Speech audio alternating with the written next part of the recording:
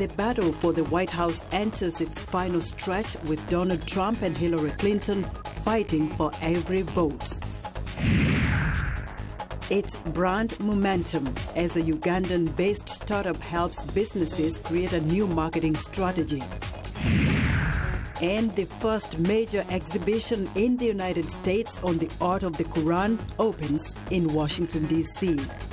Africa 54 starts right now.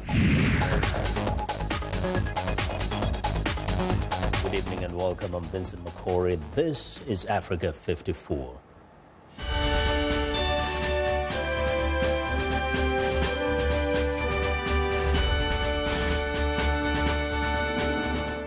Well, as the race for the White House enters its final stretch, outgoing U.S. President Barack Obama and First Lady Michelle Obama are campaigning aggressively on behalf of Democrat presidential candidate Hillary Clinton.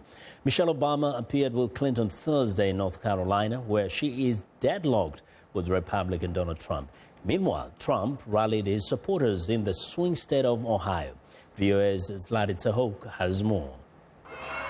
As the campaign approaches the finish line, Clinton remains in the lead, but most polls do not show her gaining a significant advantage over Trump. This means the outcome is still uncertain, and both candidates need to fight for every ballot they can get. That was the message Michelle Obama delivered Thursday in North Carolina. We're going to vote. We're going to vote early. We're going to stand in line. Obama said Trump's claims of the election being rigged are nothing but an attempt to discourage voters from going to the polls. She warned that failing to vote could undermine Clinton's chances of winning, even though she is the more qualified candidate. She has more experience and exposure to the presidency than any candidate in our lifetime. Yes, more than Barack, more than Bill. So she is absolutely ready to be commander-in-chief on day one. And yes, she happens to be a woman. In her own speech, Clinton repeatedly called on North Carolinians to exercise their right to vote, saying the economy, immigration, marriage equality, the environment, and even education are crucial issues. Affordable college education is at stake. And not only that, relief from student debt that you already have is at stake. So if you believe, as we do, that everyone should be able to afford to go to college and graduate, then you've got to get out and vote in this election. Trump also encouraged supporters to vote. Ignoring the polls that show him trailing his rival, he told voters in Ohio that a new poll by Remington Research shows him 4 points ahead of Clinton in the Midwestern state. He criticized Clinton's political record and blamed NAFTA, a trade deal signed by former President Bill Clinton in the early 1990s, for job losses in Ohio. Just imagine what they'll do given the chance to once again control the Oval Office. And we've had enough, honestly. I think we've had enough of the Clintons, in all fairness. Trump promised the cheering crowds in Toledo, Ohio, to bring back jobs that he said were exported to Mexico during the Clinton presidency. Zlatitsa Hoke, VOA News, Washington.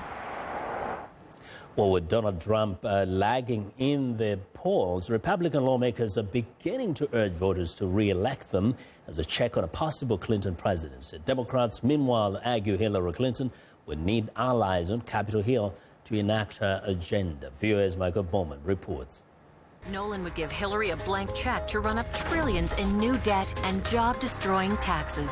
Republicans are blitzing the airwaves with ads that all but concede Democrats will retain the White House. We can't let extreme liberal Kim Myers and millionaire Martin Babinette rubber stamp Hillary Clinton's agenda in Congress. It says that the Republican Party is coming to terms with the fact that they're going to lose the White House in a couple of weeks. Political analysts say Republicans are in survival mode, hoping hoping a Trump loss will not torpedo the party's congressional candidates. Donald Trump's falling poll numbers are starting to infect down-ballot races. While Trump usually walks on stage alone, shunned by Republican lawmakers, Democratic congressional candidates are flocking to Clinton for a moment in the spotlight. It's so important that we elect Hillary Clinton and Democrats up and down the ticket on November 8th.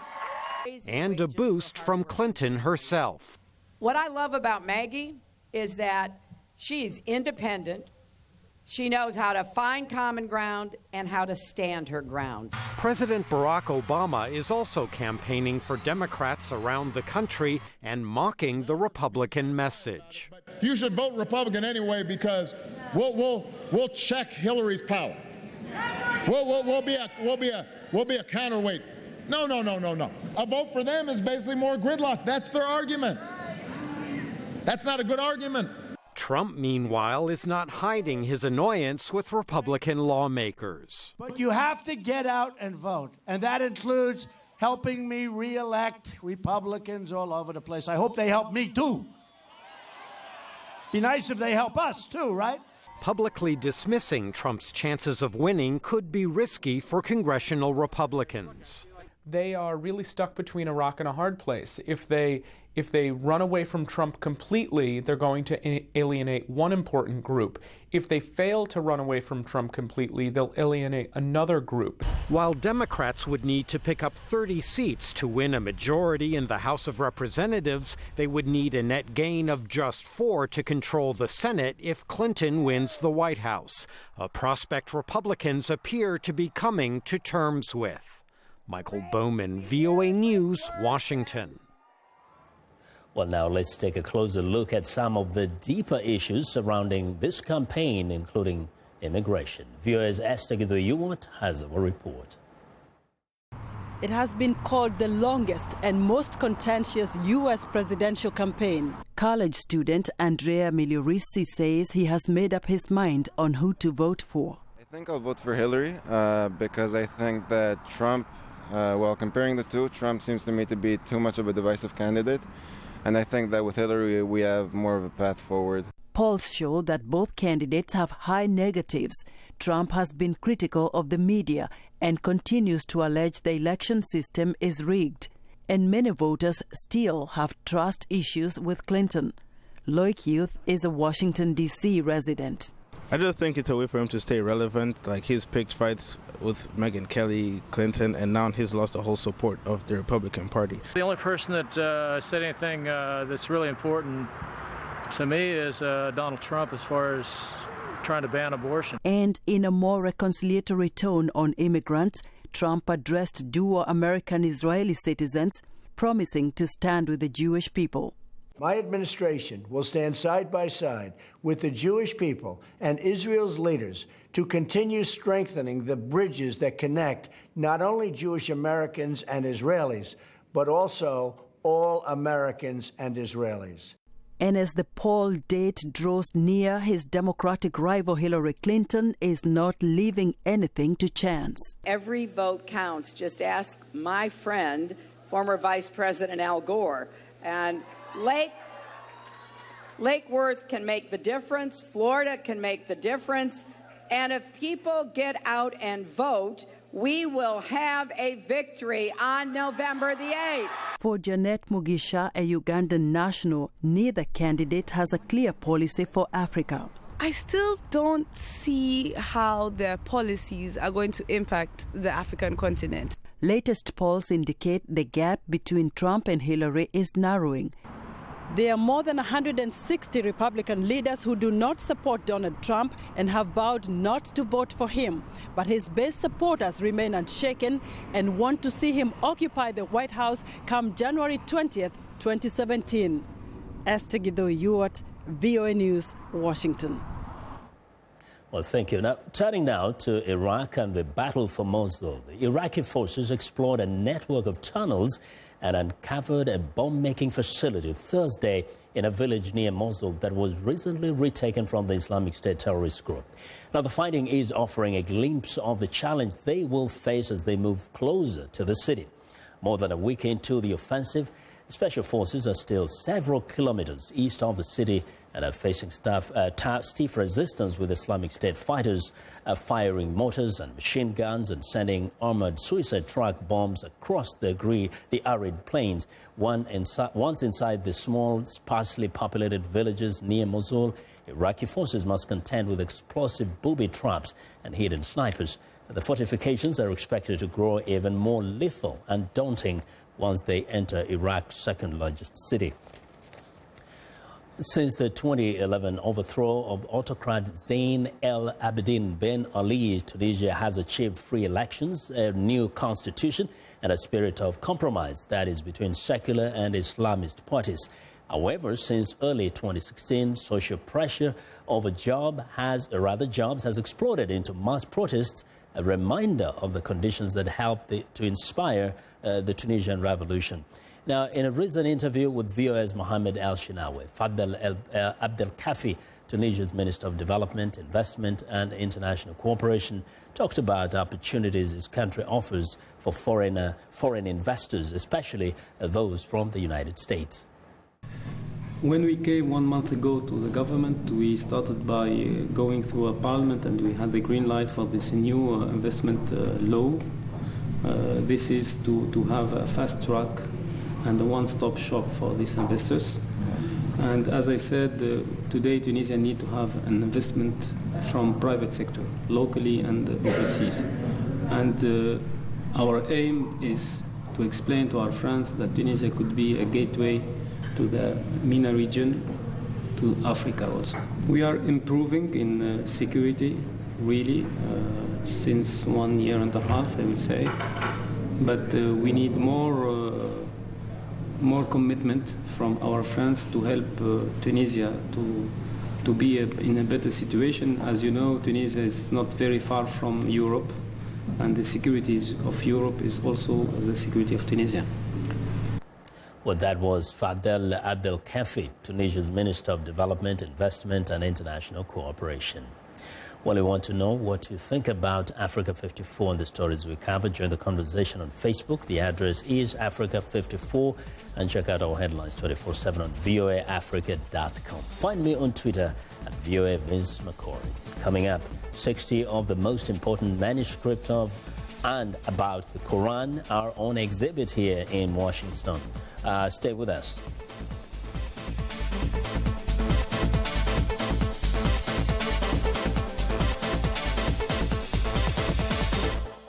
Health news and notes.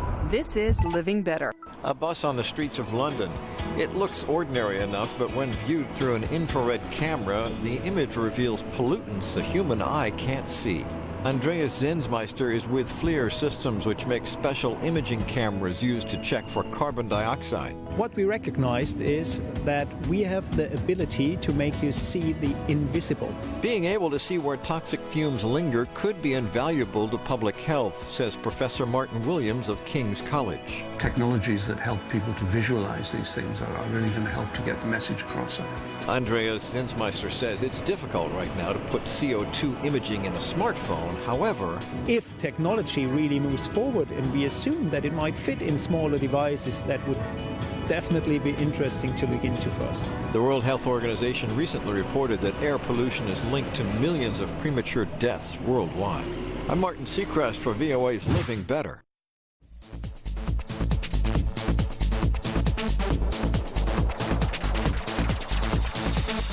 Well, the first major exhibition in the United States of the art of the Quran has just opened here in Washington. The exhibition features some more than 60 of the most important manuscripts of and about the Quran, created over more than 1,000 years across the Islamic world. That is from North Africa to Turkey, Iran, and Afghanistan. VOA's June Song has more on the art of the Quran.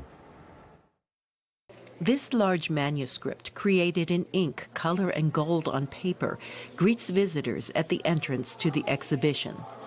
It certainly is one of the biggest. It's certainly the heaviest. It weighs some 60 kilos, and it is quite remarkable. Many of these manuscripts were created primarily for display. They were given as gifts to mosques and mausolea. The majority of the 66 manuscripts on view are from Istanbul's Museum of Turkish and Islamic Arts. Some are from the Freer and Sackler Gallery's permanent collections. The work's origin ranges from 7th century Damascus, Syria, to 17th century Istanbul. Some were transferred to the museum from the tombs of Ottoman sultans. They were created for some of the most powerful sultans, rulers in these regions. And eventually, after many years, they were acquired by the Ottoman royal family. Masume Farhad, the Freer and Sackler's chief curator and curator of Islamic art, says although each manuscript contains an identical text, they are in different formats and styles. The mastery and skill of the artists have transformed each manuscript into a unique work of art. For instance, there is a manuscript by the calligrapher Yakut, who is probably one of the greatest calligraphers to have ever worked in the Islamic world from the late 12th, early 13th century. The exhibition showcases the beauty of the calligraphy and the intricacy of the illuminated decoration by early Quran scribes. It also tells the individual stories of some of the manuscripts, their makers, and original owners. We hope that visitors, whatever their interests, will come and take away some of these stories. Some may be interested in the calligraphy, some may be interested in particular calligraphers or in the art of illumination. And the way that the exhibition is organized, we hope that we have something for all our visitors.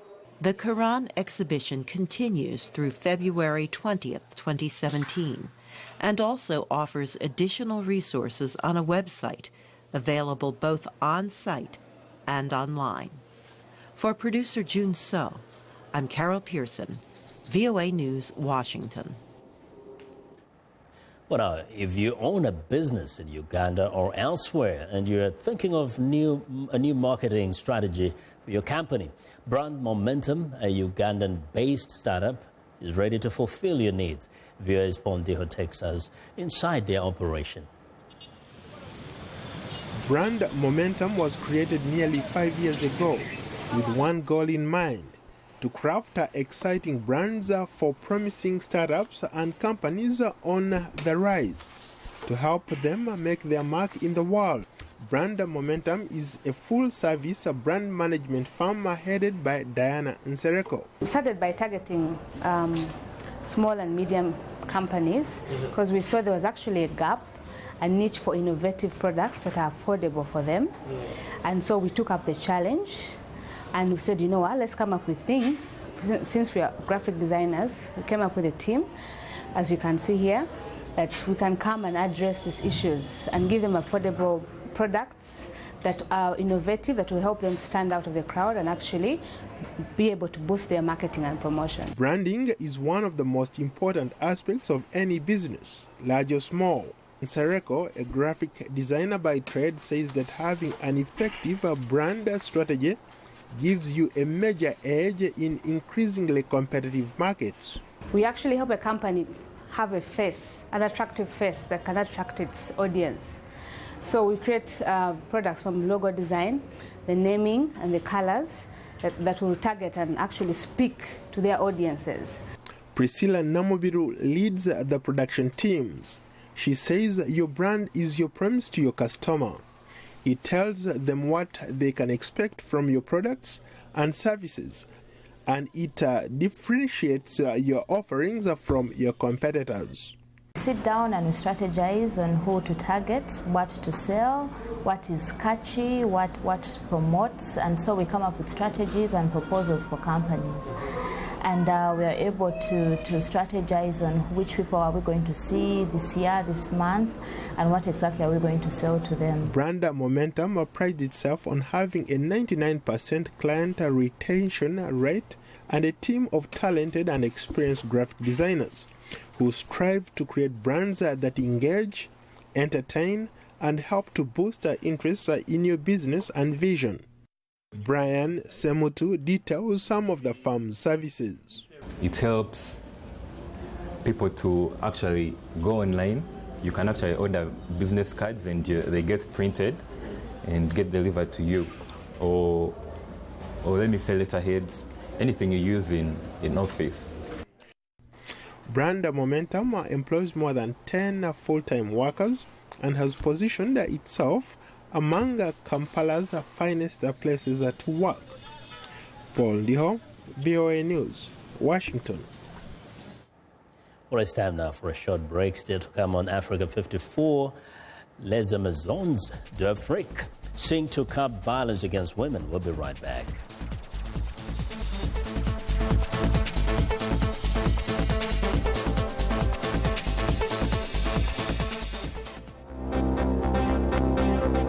If you've just joined us, I'm Mariama Diallo, and here is a quick recap of today's headlines. In China, Sudanese Foreign Minister Ibrahim Gandour visits his Chinese counterpart in Beijing. In Kenya, a knife-wielding man is shot dead outside the U.S. Embassy in Nairobi after he attacked and injured a Kenyan police officer. We stay in Kenya, where the country's airways has posted an operating profit of $8.88 million for the 6 months that ended in September. Finally, in the Democratic Republic of Congo, sculptor Freddy Simba, known for using bullet casings collected from the country's war zones, recently presented his latest collection in Kinshasa. That's all for today. Thanks for watching. We'll see you next time.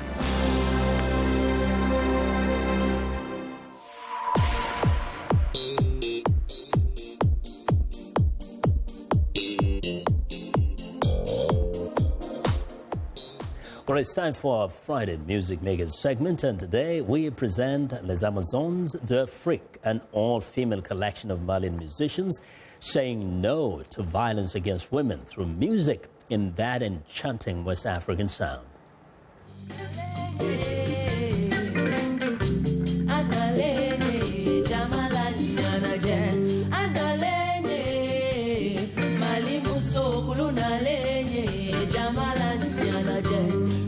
Les Amazones sont un collectif. Les Amazones is a collective of engaged women who have important issues that they're fighting for.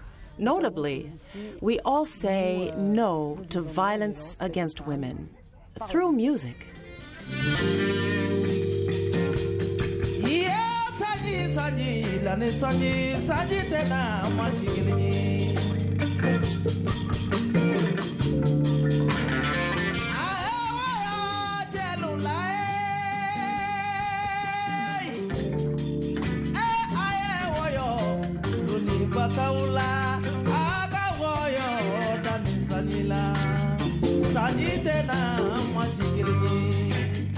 Les violences faites aux femmes dans le monde, ça existe depuis longtemps. Violence against women has existed throughout the world for a long time. One day, our creative director, Valerie Malo, she suggested that perhaps it's time to take action. The objective was to get female musicians together who would want to play this music. And then we were lucky to find that we are all women who have different, for example, we have griots, different kinds of griots who speak to different groups of people. Kandia Kouyaté speaks to upper class, to the president, to famous and powerful people like that, because she's used to singing for them. Rokia speaks to our generation, even younger. Mariam Kone, who plays the blues, speaks to those who appreciate that kind of music. In my case, I play jazz, I speak to that audience. And Munaisa, who plays drums, that speaks to all women who realize that, hey, look, women can play this instrument. So, in fact, yes, we're lucky to have different profiles that speak to all sectors of the population. And then there's Neka, there's Ina Moja, there's Mariama from Senegal, there's Mariam Doumbia, Mama Keita. We're all here. We use our influence to send our message. Pour faire passer le message.